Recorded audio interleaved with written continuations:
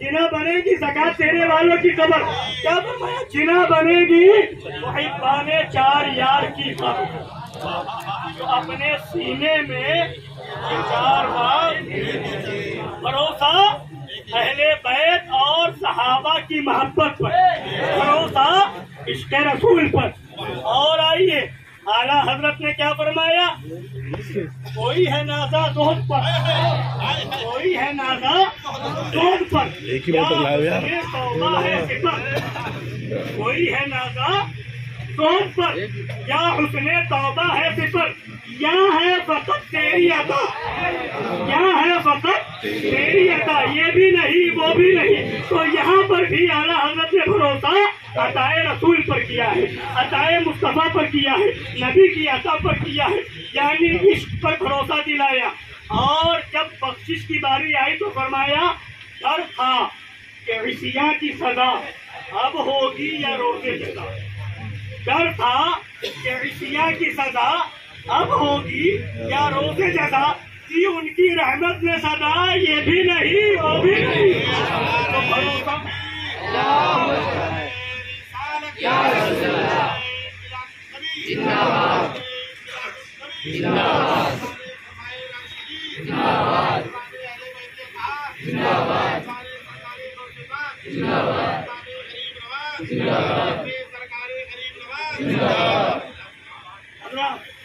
بھروسہ اعلیٰ حضرت نے کہیں عمل پر دلایا ہو تو بتاؤ.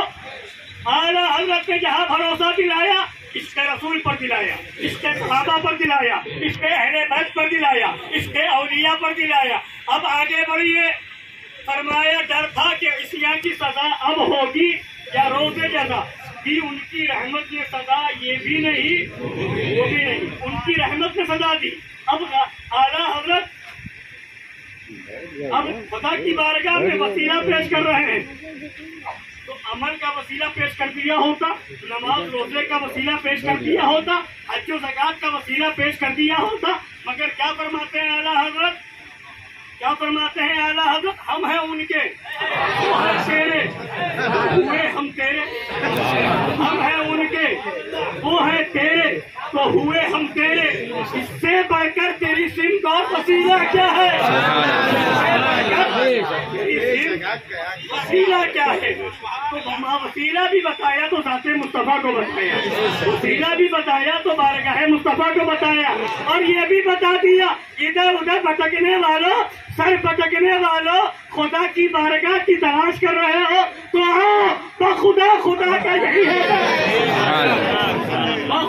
خدا کا یہی ہے. نہیں اور کوئی مفر مفر تو وہاں سے ہو، یہی آگے ہو. تو یہاں نہیں تو یہاں بھی بھروسہ بارگاہ مصطفیٰ پر، یہاں بھی وسیلہ بارگاہ مصطفیٰ کا. اب اور عمل کی جب بات آئی تو اعلیٰ حضرت فرماتے ہیں بازار عمل میں تو سودا نہ بنا.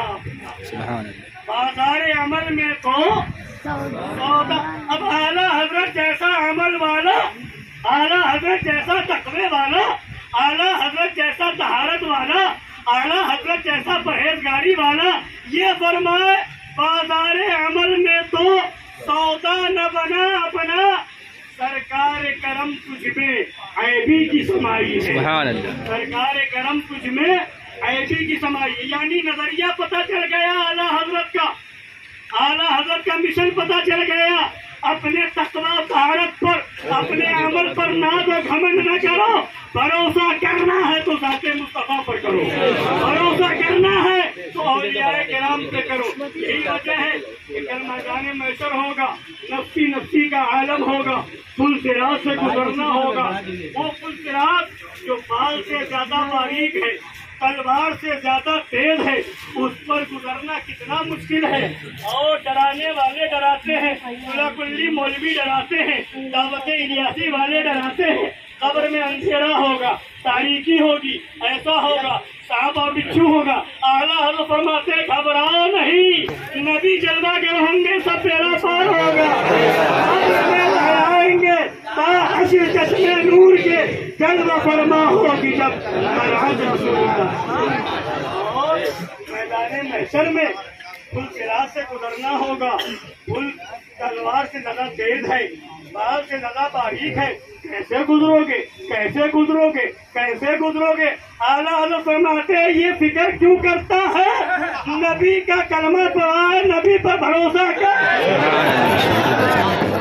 नबी दुआ कर रहे होंगे, रब्बे सल्लिम रब्बे सल्लिम रब्बे सल्लिम रब्बे सल्लिम, ऐ मौला मेरी उम्मत को सलामती से गुजार दे। तो अब गुजरना मेरा काम नहीं है, अब तो ये कहो रजा पुल से अब वजद करके गुजरिए, रजा पुल से अब वजद करके गुजरिए कि है रब्बे सल्लिम सदाए।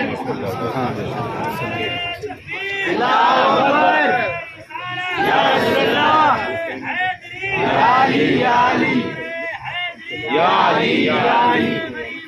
जिंदाबाद जिंदाबाद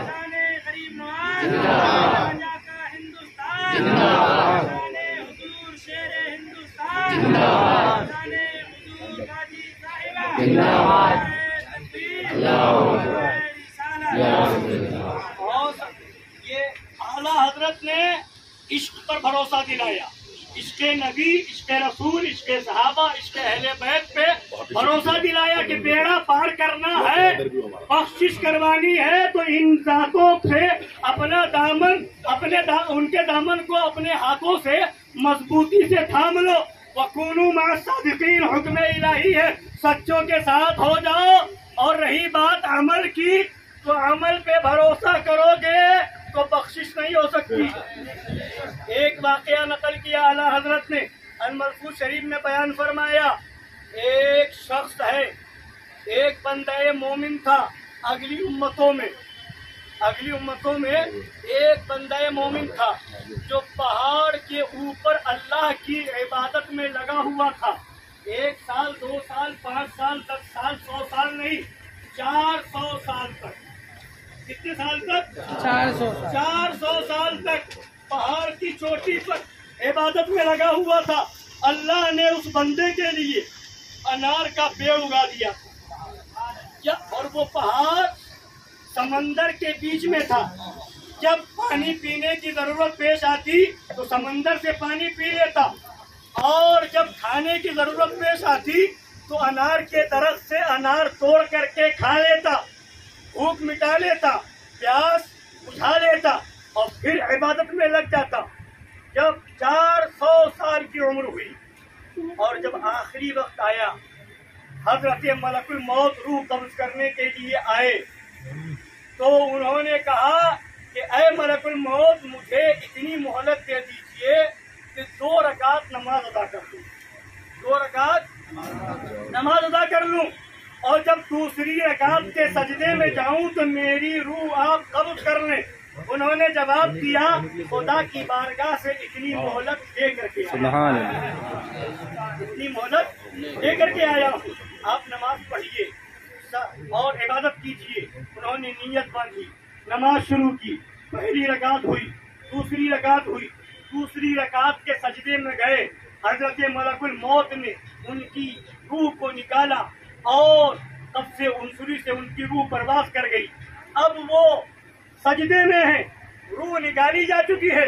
हजरत जिब्रील अमीन बारगाह नबवी में हाजिर होते हैं और अर्ज करते हैं, या रसूल अल्लाह, जब मैं आसमान पर जाता हूँ और जब जमीन पर आता हूँ तो एक बंदे को देखता हूँ कि वो सजदे ही में है, सजदे से सर उठता ही नहीं है। वही बंदा मोमिन सजदे में है, अभी तक सजदे में है, इतनी इबादत की। अब फरमाया वो बंदे मोमिन इबादत ही इबादत में है, उनके नामे आमाल में कोई गुनाह नहीं, कोई गुनाह नहीं। और जाहिर सी बात है, अकेले हैं, खुदा की इबादत में है, दूसरा है नहीं। गीबत करेगा तो किससे करेगा, झूठ बोलेगा तो किससे झूठ बोलेगा, चोरी करेगा तो किसका माल चोरी करेगा, दूसरा गुनाह का काम कैसे होगा? अकेले है, इबादत में है, कोई गुनाह का काम उनके नामे आमाल में नहीं। वो बंदे मोमिन कल क़यामत के दिन पेश किया जाएगा, खुदावंद कुद्दूस नामे आमाल देखेगा, फरमाएगा फरिश्तों से, इज़हबू बिअब्दी इला जन्नती बिफज़ली बिरहमती, اذهبوا بعبدی الی جنتی برحمتی، اے فرشتوں میرے اس بندے کو میری رحمت سے میری جنت میں لے جاؤ، میری جنت میں لے جاؤ میری رحمت سے۔ وہ بندہ کہے گا نہیں مولا میرے عمل سے، تیری رحمت سے نہیں میرے عمل سے۔ خدا بندے کو بلائے گا، فرمائے گا نام اعمال میزان عمل پہ رکھو، پورا نام اعمال میزان عمل پہ رکھا جائے گا۔ وہ بندہ جس کے نام اعمال میں ایک بھی گناہ نہیں ہے، نام اعمال پہ رکھا جائے گا۔ خدا فرمائے گا میں نے اس بندے کو جتنی نعمتیں دی ہیں ان نعمتوں میں سے صرف ایک آنکھ کو دوسرے پلے پہ رکھ دو، صرف ایک آنکھ۔ اب جب ایک طرف نام اعمال ہوگا، ایک طرف سے اللہ کی دی ہوئی ایک نعمت ایک آنکھ ہوگی، اور جب وزن کیا جائے گا ایک آنکھ کا پلہ بھاری پڑ جائے گا اور نام اعمال کا پلہ ہلکا ہو جائے گا۔ خدا فرمائے گا اذهبوا بعبدی الی ناری بعدلی، اے میرے فرشتوں میرے اس بندے کو جہنم میں لے جاؤ میرے عدل سے، میرے اس بندے کو جہنم میں لے جاؤ میرے عدل سے۔ اب وہ بندہ معافی مانگے گا، ہاتھ جوڑے گا، مولا معاف فرما دے، اپنی رحمت سے مجھے جنت میں بھیج دے، اپنے رحمت سے مجھے جنت میں بھیج دے۔ تو بتا دیا گیا اگر عمل پر ناز کرو گے تو آپ پھنس جاؤ گے، اور ذات مصطفیٰ پہ بھروسہ کرو گے۔ نبی فرماتے ہیں شفاعتی لأہل الکبائر، میری شفاعت بڑے بڑے پاپیوں کے لیے ہے، بڑے بڑے گنہگاروں کے لیے ہے۔ بے شک حق یا رسول اللہ، زندہ باد زندہ باد زندہ باد زندہ باد۔ عمل سے بھروسہ کرو گے پھنس جاؤ گے۔ اور ایک بندہ مومن وہ بھی ہوگا، ایک بندہ خدا وہ بھی ہوگا۔ اور یہ تو فائنل ہے نا کہ بے ایمان گستاخ رسول کبھی جنت میں نہیں جا سکتا۔ جنت میں وہی جائے گا جو نبی کا چاہنے والا ہوگا، عاشق رسول ہوگا۔ آج مولویوں کی تقریریں ہو رہی ہے کہ نماز نہیں پڑھتے ہو کیسے عاشق رسول ہے، داڑھی نہیں رکھتے ہو کیسے عاشق رسول ہو، اور یہ نہیں کرتے ہو کیسے عاشق رسول ہو۔ ارے عشق کا تعلق دل سے ہے، عمل کا تعلق بدن سے ہے۔ دل سے محبت کا نام عشق ہے، یہ ایمان ہے، اور عمل کرنا یہ بدن کا کام ہے۔ عشق الگ چیز ہے، عمل الگ چیز ہے۔ اب عاشق رسول ہی جنت میں جائے گا، گستاخ کبھی جنت میں نہیں، ایمان والا ہی جنت میں جائے گا، بے ایمان جنت میں نہیں جا سکتا۔ اب آئیے، کہتے ہو نماز کے بغیر عشق رسول نہیں، روزے کے بغیر عشق رسول نہیں۔ نماز یقیناً فرض ہے، روزہ فرض ہے، صاحب مالک نصاب پر زکوٰۃ فرض ہے، صاحب استطاعت پر حج فرض ہے، اس سے ہمیں انکار نہیں ہے، مگر ان سب سے پہلے عشق رسول ہے، ان سب سے پہلے عشق رسول ہے۔ اب آئیے میں بتانا کیا چاہتا ہوں، ایک بندہ خدا ہے، وہاں پیش کیا جائے گا میدان محشر میں۔ اب وہ بندہ تھا جس کے نام اعمال میں کوئی گناہ نہیں تھا، ایک بندہ پیش کیا جائے گا جس کے نام اعمال میں کوئی ثواب کا کام نہیں ہوگا، کوئی نیک عمل نہیں ہوگا، گناہ ہی گناہ بھرا ہوا ہوگا، وہ تھر تھر کانپ رہا ہوگا، وہ ڈر رہا ہوگا، خدائے قہار کے سامنے پیشی ہو رہی ہے، کوئی نیک عمل نام اعمال میں نہیں ہے۔ اب خدا بندے قدوس اس کا نام اعمال اس کے ہاتھ میں دے دے گا، خدا فرمائے گا اے میرے بندے اپنا نام اعمال پڑھ کر کے سنا، اپنا نام اعمال پڑھ کر کے سنا۔ اب وہ بندہ تھر تھر کانپ رہا ہوگا، نام اعمال پڑھنا شروع کرے گا، چھوٹے گناہ بھی ہوں گے بڑے گناہ بھی ہوں گے۔ اب وہ چھوٹے چھوٹے گناہ پڑھتا جائے گا، بڑے بڑے گناہ چھوڑتا جائے گا، چھوٹے چھوٹے گناہ پڑھتا جائے گا، بڑے بڑے گناہ چھوڑتا جائے گا، جتنے چھوٹے گناہ ہوں گے سب پڑ جائے گا، اور جتنے بڑے گناہ ہوں گے سب چھوڑ جائے گا، پڑھ لے گا. پھر خدا فرمائے گا پڑھ لیا، اپنے سارے گناہ تو نے گنوا دیے. کہے گا ہاں مولا میں نے گنوا دیے، پڑھ لیے. ابھی بڑے گناہ نہیں گنوائے تھے، مگر کیا کہہ رہا ہاں مولا میں نے پڑھ لیے.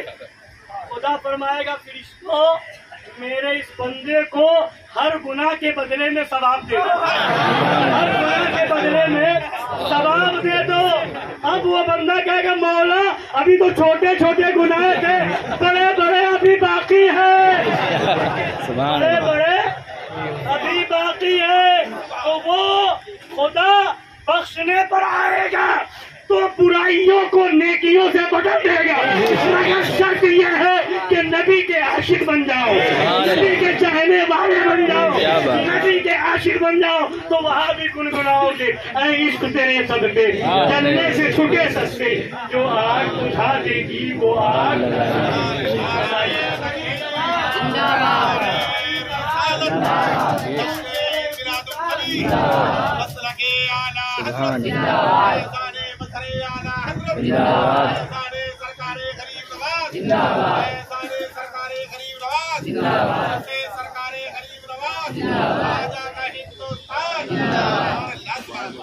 اب بارہ کا شعر یاد آئے گا. کوئی ہے نازا زہد پر بے شک یا حسن توبہ ہے صفر، کوئی ہے نازا زہد پر یا حسن توبہ ہے صفر، یا ہے فقط تیری عطا، یہ بھی نہیں وہ بھی نہیں، یہ بھی نہیں وہ بھی نہیں. اب سنیے، دو بندے ایسے بھی ہوں گے جہنم سے نکالے جائیں گے، سزا کے لیے جہنم میں بھیج دیے گئے ہوں گے، جہنم سے نکالے جائیں گے. خدا بندے قدوس فرمائے گا کہ کتنا گناہ تھا، اتنا گناہ تھا، اتنی سزا مل گئی. اب وہ بندے تو جہنم سے نکالے جائیں گے، وہ خوش ہو کر کے آئیں گے کہ اب تو لگتا ہے بخشش ہو جائے گی، جنت کا پروانہ مل جائے گا. پھر جب خدا فرمائے گا اتنے گناہ تھے، اتنی سزا مل گئی، اب پھر جہنم میں جاؤ. دوبارہ حکم ہوگا پھر جہنم میں واپس جاؤ. ایک بندہ وہ ہوگا جو پلٹ کر کے دیکھے گا، آگے بڑھے گا پھر دیکھے گا، آگے بڑھے گا پھر دیکھے گا. اور ایک بندہ وہ ہوگا جو دوڑتے ہوئے پھر جہنم کی طرف بھاگے گا. دو بندے ہوں گے، ایک جب دوبارہ حکم ملے گا جاؤ واپس جہنم میں، تو ایک بندہ رکے گا پلٹ کے دیکھے گا، رکے گا پلٹ کے دیکھے گا، اور ایک بندہ دوڑتا ہوا بھاگ رہا ہوگا جہنم کی طرف. خدا بندے قدوس فرشتوں کو حکم دے گا روکو ان دونوں کو، واپس لاؤ ان دونوں کو، روکو اور واپس لاؤ ان دونوں کو. جو بندہ دوڑ کے جا رہا ہوگا تو خدا فرمائے گا جہنم کی طرف دوڑ کے کیوں جا رہے ہو، جہنم کی طرف دوڑ کے کیوں جا، کوئی آرام کی جگہ ہے، کوئی آسائش کی جگہ ہے، دوڑ کے کیوں جا رہے ہو، دوڑنے کی وجہ کیا ہے؟ تو وہ بندہ جواب دے گا مولا دنیا میں حکم نہیں مانا تھا تو یہ سزا مل رہی تھی، سوچا اب حکم ماننے میں جلدی کر لو، اب حکم ماننے میں جلدی کر لو. خدا فرمائے گا لے جاؤ اسے جنت میں بھیج. سبحان اللہ سبحان اللہ، کیا بات. جنت میں بھیج دو. جو بندہ رک کے جا رہا ہوگا اس سے پوچھے گا مجھے بھی حکم دیا تھا، جب حکم مل گیا تھا جانا چاہیے تھا، پلٹ کے کیا دیکھ رہا تھا؟ تو بندہ کہے گا مولا جہنم سے جب نکالا گیا تھا تو میں یہ سوچ کر آیا تھا کہ اب جنت میں جانا ہے، خدا کی رحمت پہ بھروسہ کیا تھا، پلٹ کے دیکھ رہا تھا، رحمت خدا بندی، نبی کا سہارا مل جائے گا، نبی کا وسیلہ مل جائے گا، نبی کے صدقے میں رحمت خدا بندی برت جائے گی، لہذا پلٹ کر کے رحمت پہ بھروسہ کر رہا تھا. خدا فرمائے گا میری رحمت پہ بھروسہ کیا ہے، لے جا اسے بھی جنت میں، سبحان اللہ سبحان اللہ. لے جا اسے بھی جنت میں. کوئی ہے نازا زہد پر یا حسن توبہ ہے صفر، یا ہے فقط تیری عطا، یہ بھی نہیں وہ بھی نہیں. اور ایک بات اور سنیے، یہ بھی اعلیٰ حضرت نے بیان فرمایا ہے، فرماتے ہیں سنیے مفہوم پہلے بتا دوں، شفاعت حق ہے، شفاعت پہ بھروسہ ہے، لفظہ شفاعت ہے تمہاری واہ واہ، عرض لیتی ہے گناہ پرہیزگاری واہ واہ. ہمیں بھروسہ ہے نبی کی شفاعت پر، نبی شفاعت فرمائیں گے نا، بولیے نبی شفاعت کا دروازہ کھولیں گے. سب سے پہلے شافع میرے نبی ہے اور سب سے پہلے مشفع میرے نبی ہے. سب سے پہلی جن کی شفاعت قبول ہوگی وہ میرے نبی. سب سے پہلے جو شفاعت کریں گے وہ میرے نبی. اور ایک حدیث اور پہلے سن لیجیے، اس کے بعد وہ بتاؤں. حدیث پاک میں بیان کیا کل قیامت کا تو دن ہوگا، لوگ اپنے اپنے عمل کے اعتبار سے، گناہوں کے اعتبار سے ڈوبے ہوئے ہوں گے، پسینوں میں شرابور ہوں گے. اور ایسے عالم میں لوگ وہاں پوچھیں گے کہ کسی ایسے کو اپنا شفیع بنایا جائے جو خدا کی بارگاہ میں ہماری سفارش کر دے، ہماری سفارش کر دے، شفاعت کرا لے. اب لوگ کہیں گے حضرت آدم ابو البشر ہیں، سارے انسانوں کے باپ ہیں، سب سے پہلے انسان ہیں، چلو حضرت آدم کی بارگاہ میں چلے. لوگ حضرت آدم کی بارگاہ میں جائیں گے. حضرت آدم فرمائیں گے اذهبوا الى غیری نفسی نفسی، چلے جاؤ میرے علاوہ کسی اور کے پاس. اب وہاں سے لوگ لوٹیں گے، حضرت نوح علیہ السلام کی بارگاہ میں جائیں گے، وہ بھی یہی جواب دیں گے اذهبوا الى غیری نفسی نفسی. اب لوگ وہاں سے آئیں گے، حضرت ابراہیم کی بارگاہ میں جائیں گے، وہ بھی کہیں گے اذهبوا الى غیری نفسی نفسی. حضرت موسیٰ کی بارگاہ میں آئیں گے، وہ بھی یہی جواب دیں گے. حضرت عیسیٰ کی بارگاہ میں جائیں گے، وہ بھی یہی جواب دیں گے. اولو العزم پیغمبروں کی بارگاہ میں جائیں گے، سب یہی جواب دیں گے. اب کسی کے دل میں ہمارے نبی کا خیال تک نہ ہوگا، ہمارے نبی کا خیال تک کسی کے دل و دماغ میں نہ ہوگا. سب اولو العزم پیغمبروں کی بارگاہ میں چلے جائیں گے. اب حضرت عیسیٰ سے عرض کریں گے یا عیسیٰ روح اللہ، حضرت آدم کے پاس ہو آئے، حضرت نوح کے پاس ہو آئے، حضرت ابراہیم حضرت موسیٰ کے پاس ہو آئے. اب کہاں جائیں؟ حضرت عیسیٰ فرمائیں گے اذهبوا الى محمد. سبحان اللہ صلی اللہ علیہ وسلم. اب سب کو خیال آئے گا. اعلیٰ حضرت فرماتے ہیں یہاں ہم بیان کر رہے ہیں، یہاں ہم لکھ رہے ہیں، محدثین کتابوں میں لکھ رہے ہیں، علماء بیان کر رہے ہیں، سامعین سماعت کر رہے ہیں. اس کے بعد بھی کل قیامت کے دن ہمارے دل و دماغ سے یہ بات محو کر دی جائے گی، مٹا دی جائے گی. اس کی وجہ کیا ہے؟ اس کی وجہ یہ ہے کہ عقل کا اندھا دیو کا بندہ جان جائے. کیا بات. جو نبی کی عظمت کو گھٹانا چاہتا ہے وہ یہ نہ کہہ سکے. اگر سب کو خیال آ جاتا تو سب پہلے وہی چلے جاتے. سب کو اگر خیال ہوتا تو سب پہلے نبی اعظم کی بارگاہ میں چلے گئے ہوتے، امام الانبیاء کی بارگاہ میں چلے گئے ہوتے. تو وہاں بھی کہتا اگر حضرت اعظم کے پاس جاتے تو وہ بھی بخشوا لیتے، حضرت موسیٰ کے پاس جاتے وہ بھی بخشوا لیتے، حضرت عیسیٰ کے پاس جاتے وہ بھی بخشوا لیتے، حضرت ابراہیم کے پاس جاتے وہ بھی بخشوا لیتے. تو بتانا تھا اے دنیا والوں دیکھ لو مقام مصطفیٰ کیا ہے. سبحان اللہ. نبی کو اپنی طرح کہنے والوں نبی کا مرتبہ دیکھ لو. مقام مصطفیٰ بتانا تھا، عظمت رسول بتانا تھا. اس لیے پہلے گھمایا گیا خلیل و نجی، رفیع و صفی، خلیل و رفیع. سبھی سے کہیں بنی، سبھی سے کہیں بھی بنی. یہ بے خبری کہ خلق پھری کہاں سے کہاں تمہارے لیے. یہ بے خبری دماغ سے بات ختم ہوگی. یہ بے خبری کہ خلق پھری کہاں سے کہاں تمہارے لیے. ہر جگہ پہنچے کس لیے؟ نبی کے لیے.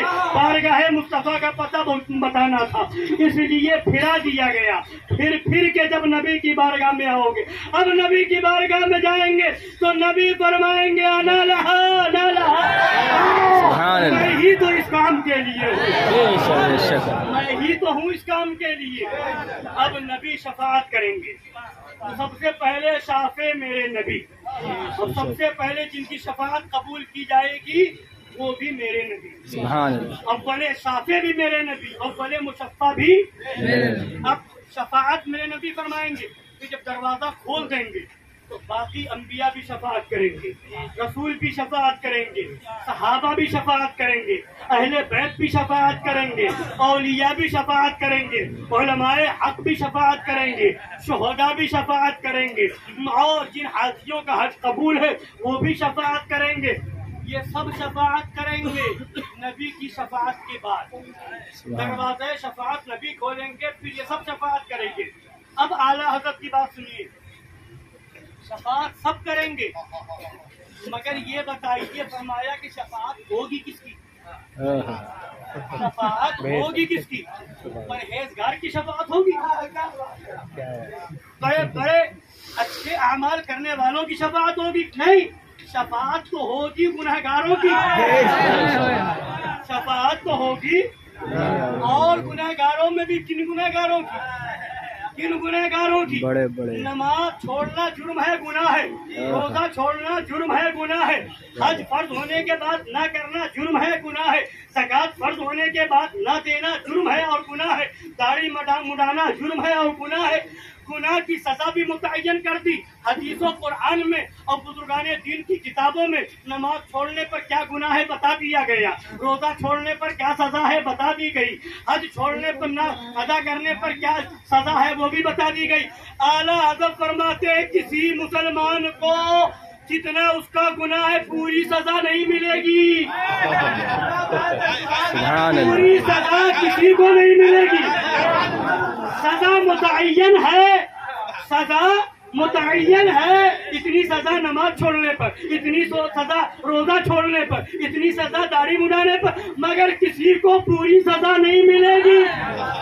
اگر سزا مل جائے گی تو شفاعت کس کی ہوگی؟ اگر سزا مل جائے گی تو شفاعت کس پر ہوگی؟ شفاعت تو اسی پر ہوگی. گنہگار ہے شفاعت کی جائے گی، سزا باقی ہے شفاعت ہو رہی ہوگی. ابھی جرم کی سزا نہیں ملی، یعنی سزا ملے گی کسی کو بغیر سزا کی جنت، کسی کو سزا ملے گی مگر پوری کسی کو نہیں ملے گی. اب جب پوری نہیں ملے گی، آدھی ملی ہوگی، تھوڑی ملی ہوگی، جتنی ہو سکے اتنی ملی ہوگی، جتنی خدا چاہے گا ملی ہوگی. اب کسی کی شفاعت نبی کر رہے ہوں گے، کسی کی شفاعت اور انبیاء کر رہے ہوں گے، کسی کی شفاعت غریب نواز کر رہے ہوں گے، کسی کی شفاعت غوث اعظم کر رہے ہوں گے، کسی کی شفاعت اعلیٰ حضرت کر رہے ہوں گے، کسی کی شفاعت طاہر پاک کر رہے ہوں گے، کسی کی شفاعت وارث پاک کر رہے ہوں گے. وہ تو نہایت سچا سودا بیچ رہے ہیں جنت کا. ہم مفلس کیا مول چکائے، ہم ہماری خالی ہے.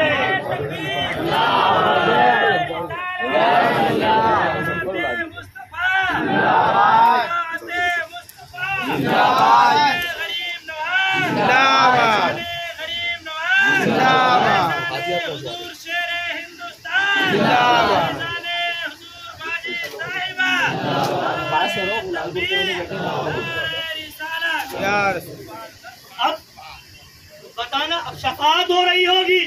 تم نمازوں پر ناز کرتے ہو، روزوں پر ناز کرتے ہیں، ہم تو 11ویں کر کے غوث اعظم پہ ناز کرتے ہیں، ہم 10ویں کر کے غریب نواز پہ ناز کرتے ہیں. اے غوث اعظم گنہگار ہیں مگر قادری ہیں، اے غریب نواز گنہگار ہیں مگر چھٹی کرنے والے ہیں، اے اعلیٰ حضرت گنہگار ہیں مگر فتاوی رضویہ کا پیغام پہنچانے والے ہیں، اے مزار اعلیٰ حضرت کرم فرما گنہگار ہیں مگر وہابیوں سے دور رہنے والے ہیں، وہابیوں سے بچنے والے ہیں. اے مشاہد ملت کرم فرما دیجئے، اے شیر ہندوستان اپنے درد میں کرم لے لیجئے. انشاءاللہ ہم گنہگار ہوں گے مگر بچانے والے شیر ہندوستان ہوں گے، مگر بچانے والے مشاہد ملت.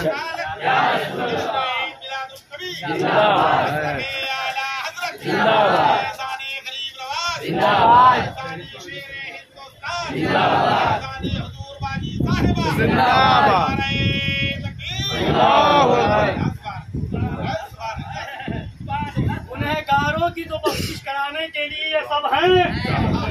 اور ایک حدیث پاک اور سنیے، نبی فرماتے ہیں، نبی کا حدیث ہے، اور کسی ایک بات اور کہ کسی صحابی سے بڑا عمل والا کوئی ہے؟ صحابی سے بڑھ کر کے وہ تو سب بخشے بخشائے. ہر صحابی کے لیے خدا نے فرمایا وَكُلًّا وَعَدَ اللَّهُ الْحُسْنَىٰ. سبحان اللہ. اللہ نے ہر صحابی سے بھلائی کا وعدہ فرما لیا، ہر صحابی. مگر وہ صحابی بھی بارگاہ نبی میں حاضر ہوئے، یا رسول اللہ قیامت کب آئے؟ قیامت کب آئے گی؟ نبی نے پوچھا ہے میرے صحابی کیا تیاری کی ہے؟ تو انہوں نے عرض کیا یا رسول اللہ کوئی تیاری نہیں سوائے اس کے کہ میں نے آپ سے محبت کی ہے، آپ سے محبت کی ہے، یہی میری تیاری ہے، عمل پہ کوئی بھروسہ نہیں، آپ کی محبت پہ بھروسہ ہے۔ نبی نے فرمایا خوشخبری ہو المرء مع من احب، ہر ایک انسان اس کے ساتھ ہوگا جس سے محبت کرے گا۔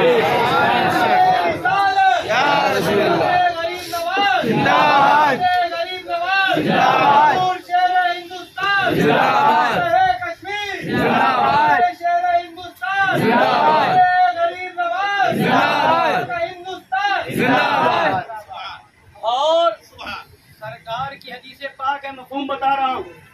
نبی نے فرمایا کہ اے لوگوں، اگر تم میں سے کوئی گنہگار نہ ہوتا، اگر تم میں سے کوئی گنہگار نہ ہوتا تو اللہ تعالیٰ ایک ایسی قوم کو پیدا فرماتا کہ وہ قوم گناہ کرتی اور خدا کا محبوب شفاعت کرتا۔ اگر قوم گناہ نہ کرے گی تو شفاعت کس کی ہوگی؟ کیا ہی ذوق خدا شفاعت ہے تمہاری، واہ واہ، قرض لیتی ہے گناہ پرہیزگاری، واہ واہ۔ تو حضرات گرامی، ایک آج باتیں کیا ہوتی ہے کہ یہ چھٹی شریف کرتے ہو، اتنی دیگیں بناتے ہو، نماز کیوں نہیں پڑھتے؟ مسجدوں میں لگا دو پیسے، مدرسوں میں لگا دو پیسے، لوگوں کی شادی بیاہ میں پیسے لگا دو، غریبوں پر خرچ کر دو، اتنا لنگر نہ کرو، اتنی بڑی گرمی نہ کرو، اتنا جلوس میں خرچ نہ کرو، اس طرح کی باتیں ہوتی نہیں ہوتی؟ کوئی ایسی تقریر ہوتی ہے؟ اب اعلیٰ حضرت کے والد ماجد حضور خاتم المحققین امام المتقین علامہ نقی علی خان رضی اللہ تعالی عنہ کا پیغام سناؤں؟ ان کی بات سنا دوں؟ نظر و نیات پر خرچ کرنے پر جو لوگ روکتے ہیں، اب اعلیٰ حضرت کے والد ماجد کیا فرماتے ہیں سنیے۔ نئے مذہب کے علماء مسائل میں ہر طرح کی شدت کرتے ہیں، نئے مذاہب کے علماء مسائل میں ہر طرح کی شدت کرتے ہیں۔ یہ کس کے والی فرمایا؟ نئے مذہب کے علماء مسائل میں شدت کرتے ہیں۔ مسائل میں شدت نہیں، عقائد میں شدت ہے۔ مسائل میں شدت نہیں، عقائد میں شدت ہے۔ تو لوگ شدت کر رہے ہیں مسائل میں، مزار چومو نہیں، عورتوں کو مزار پر لے جاؤ نہیں، چادر چڑھاؤ نہیں، ایسا کرو نہیں، ویسا کرو نہیں۔ شدت اس میں نہیں ہے، شدت عقیدے میں ہے۔ شدت یہ کی جائے گی وہابیوں سے ملو نہیں، دیوبندیوں سے ملو نہیں، غریب نواز کے دشمن کے پاس جاؤ نہیں، اور اعلان کرو دشمن احمد پہ شدت کیجیے، ملحدوں کی کیا مرمت کیجیے، غیر تمہیں جل جائے بے دینوں کے دل یا رسول اللہ کی۔ تو آپ سنیے، فرماتے ہیں نئے مذہب کے علماء مسائل میں ہر طرح کی شدت کرتے ہیں اور مستحسنات ائمہ دین، مستحبات شرع متین کو شرک و بدعت ٹھہراتے ہیں۔ مستحسنات ائمہ دین، جن چیزوں کو ائمہ کرام نے اچھا سمجھا اور جن چیزوں کو شریعت نے مستحب مانا ہے، ان چیزوں کو کیا کرتے ہیں؟ شرک و بدعت ٹھہراتے ہیں۔ تمام ہمت ان حضرات کی نیک کاموں کے مٹانے میں مصروف ہے۔ تمام ہمت ان حضرات کی نیک کاموں کے مٹانے میں مصروف ہے۔ اب بریکٹ میں فرماتے ہیں فی الجملہ جو رونق اسلام کے باعث ہیں، ان چیزوں کو مٹانا چاہتے ہیں جو رونق اسلام کے باعث ہیں۔ اب اس بات کو یاد رکھیے گا، رونق اسلام کیا ہے؟ اب وہ آگے سمجھ میں آئے گا۔ رونق اسلام کے باعث ہے، ان چیزوں کو مٹانے میں لگے ہیں۔ اس قدر نہیں سمجھتے کہ لوگ انہیں چھوڑ کر کیا کام کریں گے، یہ بھی نہیں سمجھتے کہ لوگ انہیں چھوڑ کر کیا کام کریں گے، اور جو روپیہ کہ ان کاموں میں اور انبیاء اولیاء کے اعتقاد میں صرف کرتے ہیں، وہ کس کام میں صرف ہوگا؟ وہ کس کام میں صرف ہوگا؟ ہم نے تو ان حضرات کے احتساب و نصیحت کا اثر یہی دیکھا ہے کہ مسلمانوں میں ایک نیا اختلاف اور روزمرہ کا جھگڑا فساد پیدا ہو گیا۔ ایک مذہب کے دو گروہ ہو گئے، کوئی کسی کو مشرک و بدعتی اور اس کو وہابی، اور وہ اس کو وہابی گمراہ جہنمی کہتا ہے۔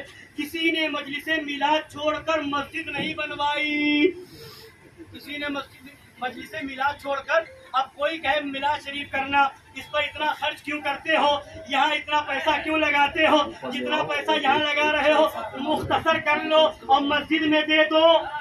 تو فرماتے ہیں کوئی مجلس میلاد چھوڑ کر مسجد نہیں بنوائی، یا 11ویں اور فاتحہ کے عوض 2-4 طلبہ علم کو ایک وقت کی روٹی نہ کھلائی، اور اسی کو فرمایا کہ ان نیک کاموں کو ختم کرانے میں کچھ لوگ لگے ہیں۔ انہی چیزوں کو کیا فرمایا، یہ رونق اسلام کے باعث ہیں، یہ رونق اسلام کے باعث ہے، یعنی 11ویں کرے، فاتحہ کرے، لنگر کرے، عرس کرے، میلاد کرے، یہ سب رونق اسلام کے باعث ہیں۔ ہاں فرماتے ہیں مسلمانوں میں کسی نے مجلس میلاد چھوڑ کر مسجد نہیں بنوائی، یا 11ویں اور فاتحہ کے عوض 2-4 طلبہ علم کو ایک وقت روٹی نہ کھلائی، کسی نے وہ روپیہ ناچ رنگ میں صرف کیا، اور جو عیاش نہ تھا اس نے سوائے ڈیوڑے پر لوگوں کو قرض کیا، سینکڑوں میں 2-4 ایسے بھی صحیح کہ انہوں نے سال میں 1-2 بار وہابی مولویوں کو دعوت بھی کھلا دی۔ اپنے واسطے دین کو مٹانا اور خلق خدا کو بہکانا کس مذہب و ملت میں روا ہے؟ اپنے واسطے یعنی چندہ دو مدرسے میں، چندہ دو تنظیم میں، چندہ دو اس میں، چندہ دو اس میں، میلاد میں کیوں کرتے ہو، 11ویں میں کیوں کرتے ہو، 12ویں میں کیوں کرتے ہو؟ فرماتے اپنے واسطے ان چیزوں کو ختم کرنا یہ کون سا طریقہ ہے؟ ارے وہ تم میں خرچ ہو رہا ہے، غوث اعظم والے 11ویں میں خرچ کر رہے ہیں، غریب نواز والے 6ٹی میں کر رہے ہیں، اعلیٰ حضرت والے عرس اعلیٰ حضرت میں کر رہے ہیں، مظہر اعلیٰ حضرت والے ان کے عرس میں کر رہے ہیں۔ اب فرماتے ہیں کہ اپنے واسطے دین کو مٹانا اور خلق خدا کو بہکانا جس مذہب و ملت میں روا ہے، اگر خصت تباہ اور قناعت کا خصت تباہ اور قناعت یعنی طبیعت کا خفیف پن اور کنجوسی صرف کو گوارا نہیں کرتے، یعنی جو کنجوس ہوتے ہیں، جو پیسہ خرچ کرنا نہیں چاہتے ہیں، دین کے کاموں میں نہیں لگانا چاہتے ہیں، وہ تو پہلے ہی چاہتے ہیں کہ پابندی لگ جائے، خرچ نہ کیا جائے۔ تو فرماتے ایسے لوگ جو خرچ کرنا نہیں چاہتے اور لا نصرفو ہم خرچ نہیں کریں گے کے سوا تم نے کچھ پڑھا ہی نہیں، تم نے اس کے سوا کچھ پڑھا ہی نہیں، تو یہ افعال فرض و واجب نہیں، اور نہ تم سے کوئی مواخذہ کرتا ہے مگر دوسرے کو مانے ہونے اور اس غرض کے لیے نئے اصول اختراع کرنے اور نیا مذہب بنانے سے کیا فائدہ؟ یعنی تم تو خرچ نہیں کرتے ہو، جو خرچ کر رہے ہیں ان پر کیوں پابندی لگاتے ہو؟ تم نہیں خرچ کرتے ہو، تمہاری کنجوسی تمہیں خرچ کرنے نہیں دیتی، جو خرچ کرنے والے 11ویں میں خرچ کر رہے ہیں، 12ویں میں خرچ کر رہے ہیں، 6ٹی میں خرچ کر رہے ہیں، بزرگوں کے عرس میں خرچ کر رہے ہیں، انہیں کیوں منع کرتے ہو؟ فرماتے ہیں معاذ اللہ، قناعت اور خست یعنی خسیس پن اور بخیل پن اس حد کو پہنچی کہ جس کام میں روپیہ کا خرچ پاتے ہیں اس کے مٹانے میں کس درجہ اصرار فرماتے ہیں۔ صرف یعنی خرچ کرنا تو ایک طرف، دوسروں کو خرچ کرتے دیکھ کر گھبراتے ہیں، خرچ کرنا تو ایک طرف، دوسروں کو خرچ کرتے دیکھ کر گھبراتے ہیں۔ یہی وجہ ہے کہ دنی الطبع یعنی گھٹیا طبیعت والا، قاسی القلب یعنی سخت دل اس مذہب کو بہت جلد قبول کر لیتے ہیں۔ جو کنجوس ہوگا وہ جلدی قبول کر لے گا کہ ہاں یہ مولانا صحیح بول رہے ہیں، اتنی ڈیک بنانے کی کیا ضرورت ہے۔ جو بخیل ہوگا وہ جلدی کہے گا یہی بات صحیح ہے، اتنا بڑا لنگر کرنے کی کیا ضرورت ہے۔ مگر جسے اللہ نے کنجوس نہیں بنایا ہے وہ کہے گا تم چلاتے رہو، ہم لنگر کرتے رہیں گے۔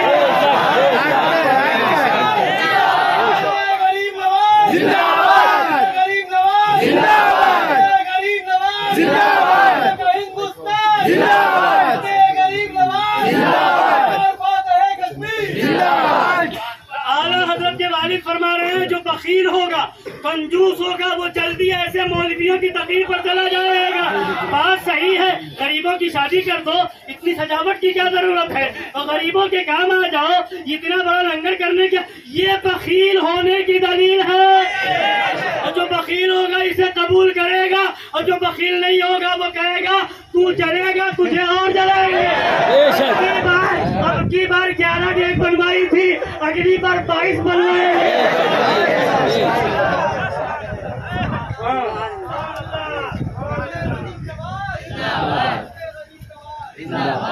تو گھٹیا طبیعت والا بخیل جو ہے اس مذہب کو بہت جلد قبول کر لیتا ہے۔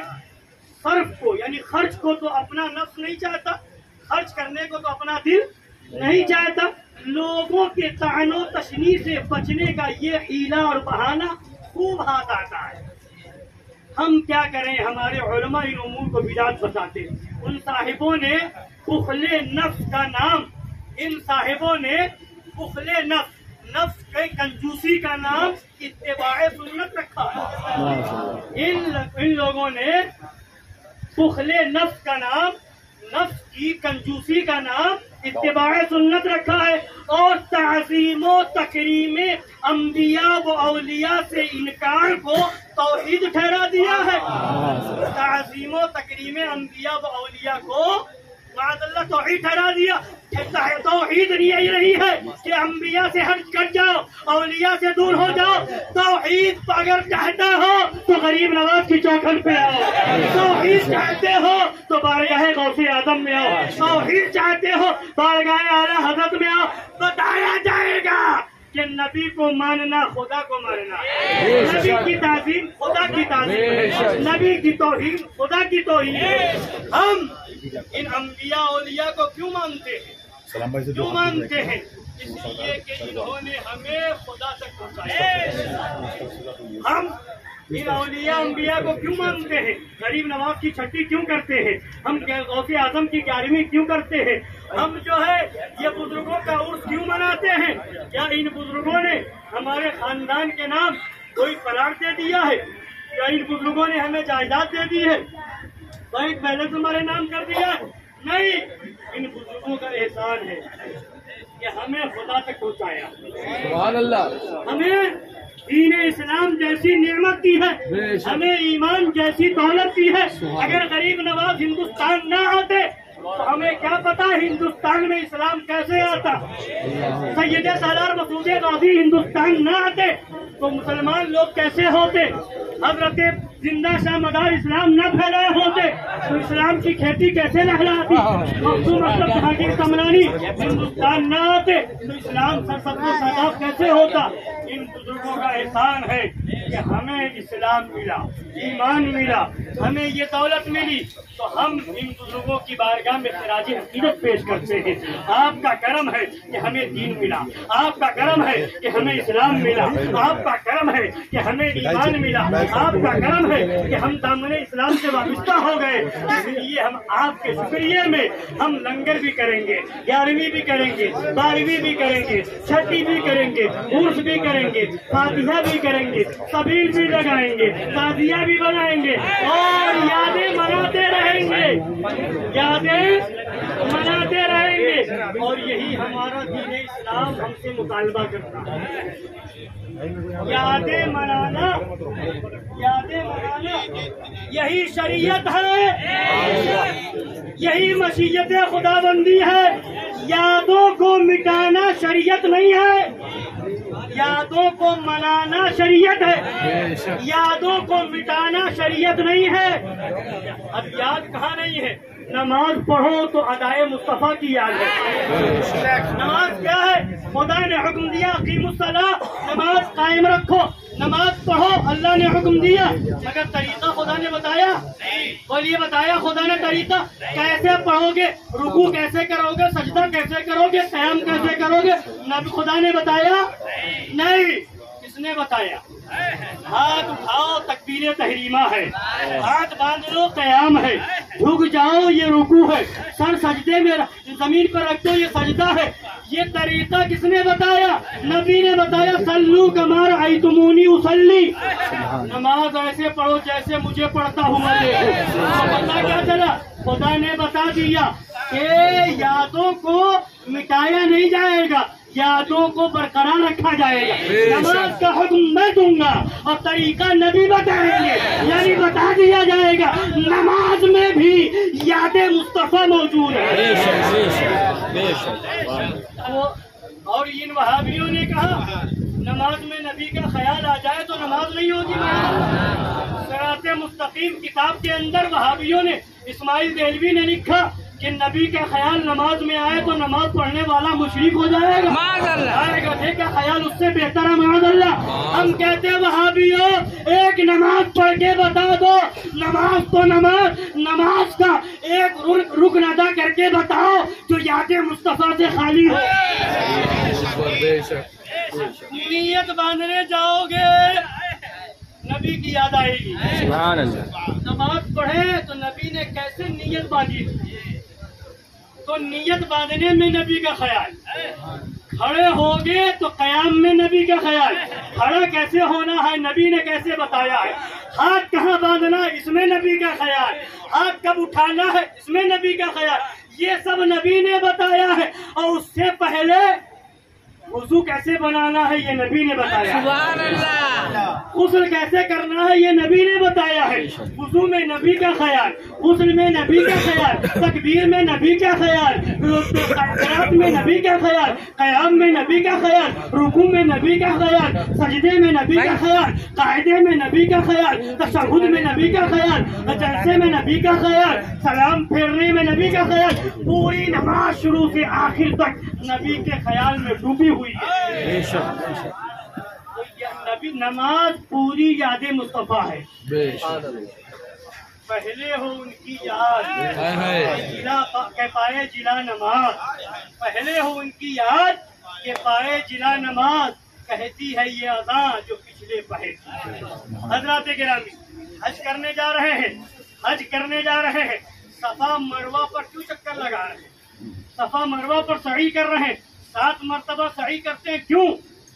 ایک نبی کی والدہ حضرت ہاجرہ نے اپنے شہزادے حضرت اسماعیل کے لیے پانی تلاش کرنے کے لیے کبھی صفا پر گئی، کبھی مروہ پر گئی، کبھی صفا پر گئی، کبھی مروہ پر گئی، 7 مرتبہ سعی فرمائی صفا اور مروہ پر۔ اور معاملہ کیا تھا؟ حضرت اسماعیل کی پیاس کے لیے، پانی لانے کے لیے کہ پانی مل جائے۔ اب پوچھو ان جانے والے حاجیوں سے، ان دیوبندیوں سے کہ حضرت ہاجرہ تو حضرت اسماعیل کے لیے پانی تلاش کر رہی تھی، تم کس کے لیے پانی تلاش کر رہے ہو؟ کیوں 7 مرتبہ صفا و مروہ پر دوڑ رہے ہو؟ وہاں تو پانی موجود نہیں تھا بظاہر، اب تو آب زمزم موجود ہے۔ جواب ملے گا، شریعت یادوں کو مٹاتی نہیں ہے، یادوں کو بڑھاتی ہے۔ وہاں پانی کو تلاش کیا جا رہا تھا، اس یاد کو برقرار رکھا جا رہا ہے۔ حج جبھی قبول ہوگا جب میری پیاری بندی کی عطاؤں پہ تم بھی دوڑو گے، تم بھی سعی کرو گے۔ اور مکہ شریف میں 7 مرتبہ طواف کرو، چکر لگاؤ خانہ کعبہ، اور اس میں رمل بھی کرنا ہے، یعنی سینہ تان کر کے چلنا بھی ہے، سینہ تان کر کے اور مونڈھوں کو ہلاتے ہوئے چلنا ہے طواف کرنے میں۔ قرآن حضور سرکار شرع ہندوستان کی بات تقریر سنی ہوگی آپ نے، کیا فرماتے؟ قرآن کہتا وَلَا تَمْشِي فِي الْأَرْضِ مَرَحًا، زمین پر اکڑ کے نہ چلو، مگر وہاں اکڑ کے چلنا ہے، اس لیے کہ ایک طرف قرآن حکم الہی ہے، دوسری طرف ادائے مصطفیٰ ہے۔ خدا نے بتا دیا میری مشیت یہ ہے کہ جیسا میرے محبوب نے کیا ویسا کرو، تب حج قبول ہوگا۔ حج کرو گے تو نبی کی یاد آئے گی۔ اے وہابیوں ایک حج کر کے بتاؤ جو نبی کی ادا سے خالی ہو، نبی کی یاد سے خالی ہو۔ وقوف عرفات کرو گے وہاں بھی یادیں موجود ہیں، مزدلفہ میں جاؤ گے وہاں بھی یاد موجود ہے، 2 نماز کو ایک ساتھ پڑھو گے وہاں بھی یاد موجود ہے، میقات میں قربانی کرو گے وہاں بھی یاد موجود ہے۔ تو سارا حج اللہ والوں کی یادوں سے بھرا ہوا ہے، یعنی خدا کی مشیت یہ ہے میرے محبوبوں کی یادوں کو مٹایا نہیں جائے گا، یادوں کو بڑھایا جائے گا، یادوں کو عام کیا جائے گا۔ اور اسی صفا و